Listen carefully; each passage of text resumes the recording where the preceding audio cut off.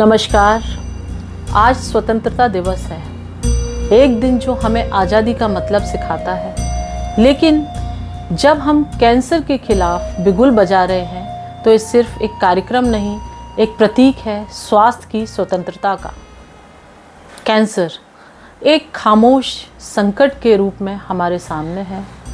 भारत में शायद ही ऐसा कोई परिवार हो जिसे किसी न किसी रूप में कैंसर ने छुआ ना हो।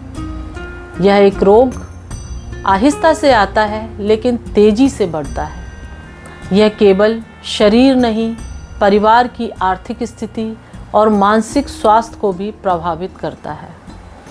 और जब इलाज की बात आती है तो अधिकतर लोगों के लिए इसका मतलब होता है कीमो, सर्जरी, रेडिएशन और लंबी लाइनें और भारी खर्च। हमें समझना होगा कि समस्याएं कहाँ हैं। जागरूकता की कमी, लोगों को देर से पता चलना, मूल्य वर्धित उपचार गरीब और ग्रामीण जनता को सुलभ नहीं होता, साइड इफ़ेक्ट्स मरीज की इम्यून और मनोबल दोनों को कम करता है और उसे पूरी तरह से तोड़ देता है।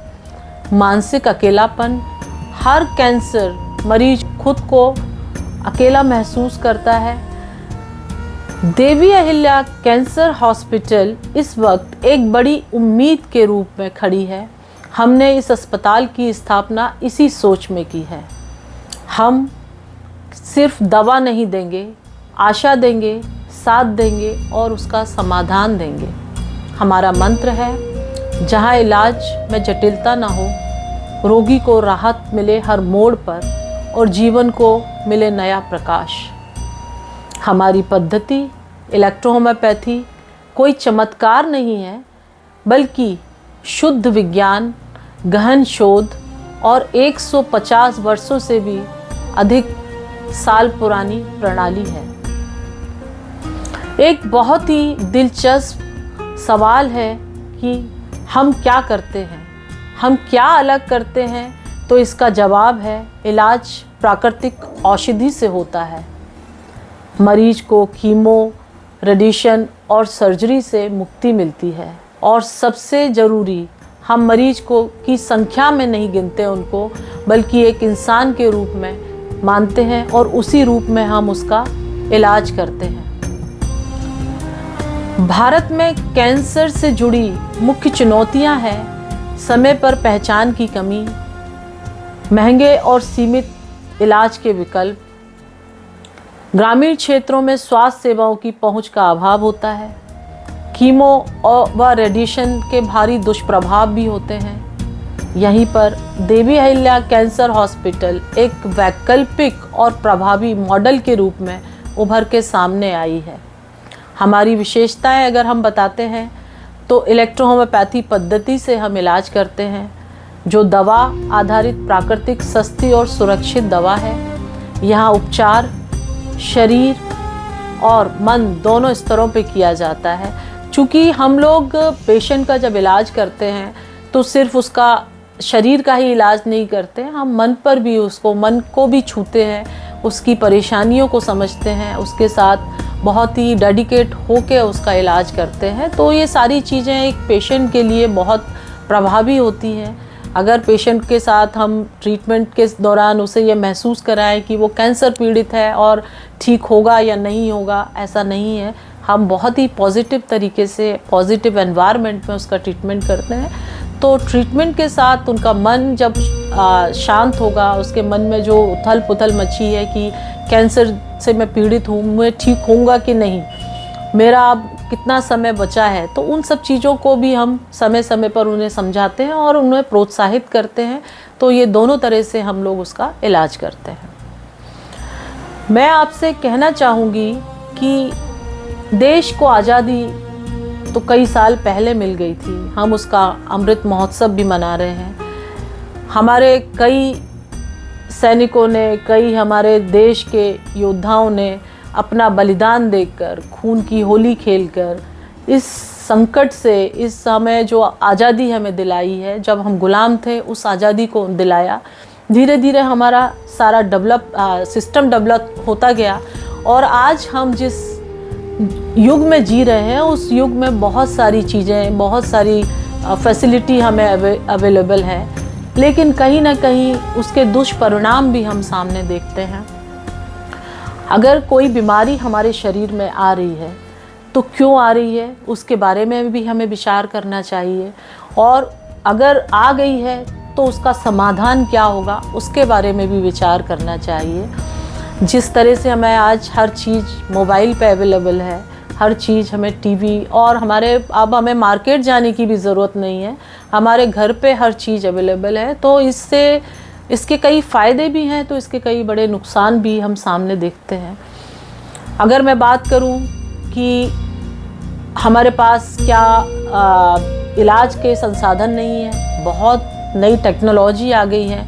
बीमारी तो आज से 1000 साल पहले भी हुआ करती थी, लेकिन इतनी बीमारियां नहीं थी। कैंसर नाम बहुत कम सुनने में मिलता था और बहुत ही कम था, बहुत ही कभी किसी घर में कभी आया तो एक आध नाम सुनने में आता था कि उसको कैंसर हुआ है, और वो लाइलाज तब भी थी और वो लाइलाज आज भी है। लेकिन ऐसा हम नहीं मानते कि ये लाइलाज बीमारी है। कैंसर का भी इलाज संभव है अगर हम उसे पूरी तरह से कोशिश करें कि हमें किस तरह से अपने ट्रीटमेंट करना है और हमारे खान पान में परिवर्तन करना है। अगर हम मॉडर्न फैसिलिटी की बात करें तो मॉडर्न फैसिलिटी में हमने देखा है कि आजकल की जो जनरेशन है, मैं एक्चुअली ये बताना चाह रही हूँ कि हमें आज़ादी का मतलब क्या है, और एक ही दिन की आज़ादी नहीं है, ये हमारे हर तरह से हमें आज़ादी चाहिए। हमारे शरीर में जो नई चीज़ें उत्पन्न हो रही हैं उन सबसे भी हमें आज़ादी चाहिए। तो उसके लिए हमारे जो नई जनरेशन है उनको हम देखते हैं कि एक्सरसाइज उनके पास ना के बराबर है। रात के 2 बजे 3 बजे जोमेटो मंगा के वो खाना खा रहे हैं, जो मैं देखती हूँ अपने सराउंडिंग में, जो मैंने देखा है, तो वो बहुत ही हार्मफुल है। क्योंकि हमारा शरीर जो बना है उसका एक सिस्टम है, उसकी भी अपना खुद का एक कार्य प्रणाली है, उसका एक सिस्टम है कि हमें कितने बजे नाश्ता करना है, कितने बजे हमें लंच करना है, कितने बजे हमें डिनर करना है, और हमारी बॉडी को कितना रेस्ट देना है, कब हमें सोना है, कब हमें उठना है। ये सारी दिनचर्या अगर हम दुरुस्त करेंगे, जो हम पहले करा करते थे, जो हमारे बुज़ुर्ग हमें बताया करते थे, वो सिस्टम जो था वो पूरी तरह से अब ध्वस्त हो चुका है। जो आज की सुविधाओं की वजह से कहें, हम आज की जो अवेलेबिलिटी की वजह से कहें, तो उन सब में हमें चेंजेस करना चाहिए। जो खाना हम डब्बा बंद पैक खाते हैं वो सब चीज़ें हमारे लिए बहुत हार्मफुल हैं। तो आज़ादी अगर हम चाहें तो हमारे शरीर के लिए, हमारी बीमारियों से आज़ादी हम ला सकते हैं। क्योंकि मैं स्वास्थ्य के क्षेत्र से हूँ, जुड़ी हुई हूँ, तो मैं इसी मुद्दे पे आपसे कहना चाहूँगी कि मैं गर्व के साथ ये कह सकती हूँ कि हमने उन मरीजों को आशा दी है जो कहीं ना कहीं से थक चुके थे। हमने उन महिलाओं और बुज़ुर्गों और ग्रामीण मरीजों को भी खास प्राथमिकता दी है। चूँकि हम कैंसर पे काम कर रहे हैं, सतत इसी फील्ड में जुड़े हुए हैं, तो हम लोग प्रोग्राम भी अपने ऑर्गेनाइज करते रहते हैं और लोगों को मोटिवेट भी करते रहते हैं, उन्हें बताते भी रहते हैं कि कैंसर से कैसे हम ठीक हो सकते हैं। और सबसे बड़ी बात, हमारे उपचार में कोई साइड इफ़ेक्ट नहीं है। इलेक्ट्रोहोम्योपैथी एक ऐसी चिकित्सा पद्धति है जिसके द्वारा हम मरीजों को बिना साइड इफ़ेक्ट्स के, बिना किसी कीमो, बिना रेडिएशन, बिना सर्जरी के हम लोग इलाज करते हैं। और हमारे हॉस्पिटल में हज़ारों की संख्या में मरीज ठीक हुए हैं, उन्होंने ट्रीटमेंट लिया है, उन्हें हमने जो लास्ट स्टेज में आए हैं उन्हें हमने एक नॉर्मल स्मूथ लाइफ दी है। जब वो अपना जीवन छोड़ के यहाँ से गए हैं तो शांति के साथ नॉर्मल लाइफ जीते हुए उन्होंने अपना इस दुनिया को विराम दिया है। और अगर ये सारी चीज़ों की मैं बात करूँ तो ये सब संभव हुआ है हमारे निदेशक डॉक्टर अजय हार्डिया जी के अथक प्रयास और उनके मेहनत की वजह से।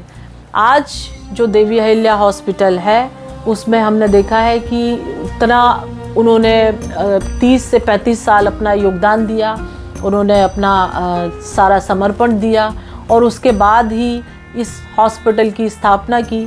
इस हॉस्पिटल की स्थापना करते समय उनका मकसद ही यही था कि मुझे किसी भी तरह से, मेरे दरवाजे पे कोई भी किसी भी तरह का मरीज आएगा तो वो खाली हाथ नहीं जाएगा, मैं उसे इलाज दूंगा और संभव प्रयास करूंगा कि वो इस बीमारी से बाहर आए। आज हम जब कैंसर के खिलाफ इस बिगुल कार्यक्रम के माध्यम से मैं ये संदेश देना चाहती हूँ कि इलेक्ट्रो होम्योपैथी मेडिसिन के द्वारा हम अस्पताल में सेवा भावना और कैंसर जैसी चुनौती पर कार्य कर रहे हैं। मैं आप सबसे यही अपील करना चाहती हूँ, जन जन तक ये जागरूकता पहुँचाएँ, प्रारंभिक जांच जरूर कराएं और कैंसर को असाध्य मानने की मानसिकता को बदलें। मैं ये भी कहना चाहूँगी कि कैंसर मरीज के अंदर जो निराशा की भावना आ जाती है, उसे उसके परिवार वाले और जो डॉक्टर्स उसका ट्रीटमेंट कर रहे हैं वो काफ़ी हद तक उसे पॉजिटिव कर सकते हैं, उसके अंदर एक आशा की किरण को ला सकते हैं। मैंने देखा है जब हमारे पास पेशेंट्स आते हैं तो बहुत नेगेटिव एस्पेक्ट्स के साथ आते हैं, उनके अंदर पूरी नेगेटिविटी रहती है और किसी भी तरह की आशा की किरण नज़र नहीं आती है।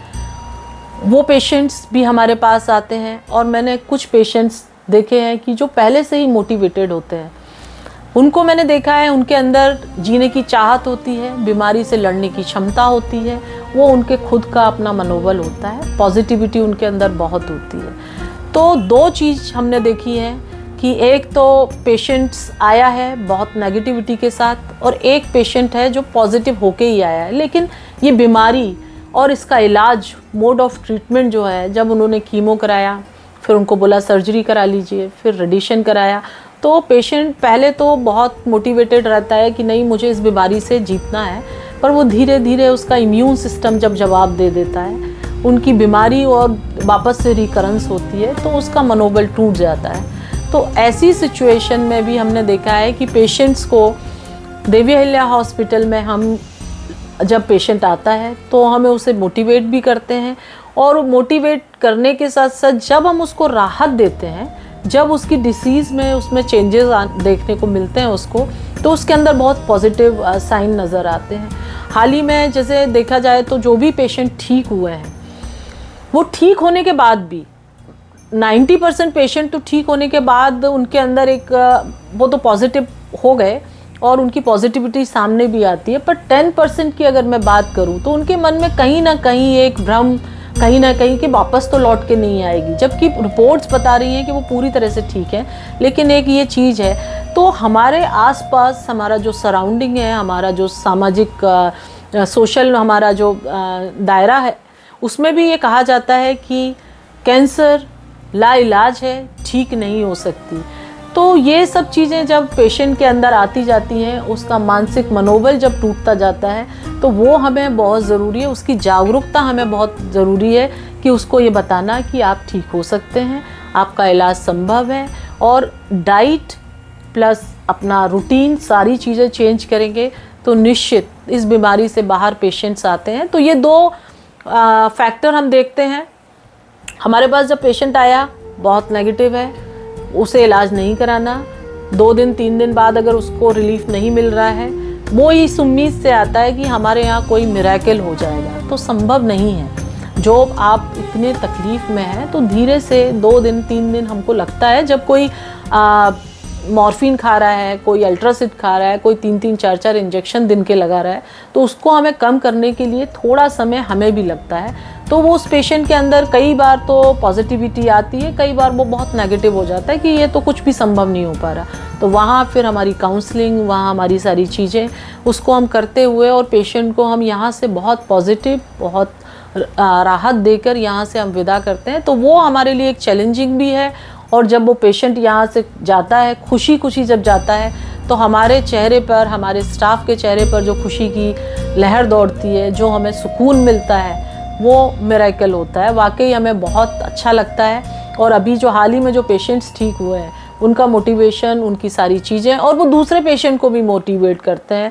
अभी जो दिल्ली में एक पेशेंट ठीक हुई है, वो तो बहुत ही अमेजिंग पर्सनालिटी मैं कहूँगी कि उन्होंने दूसरे जो पेशेंट्स हमारे यहाँ दिल्ली में एडमिट थे, उन सबको भी जाके मोटिवेट किया कि आप पॉजिटिव रहिए, निश्चित इस बीमारी से बाहर आएंगे।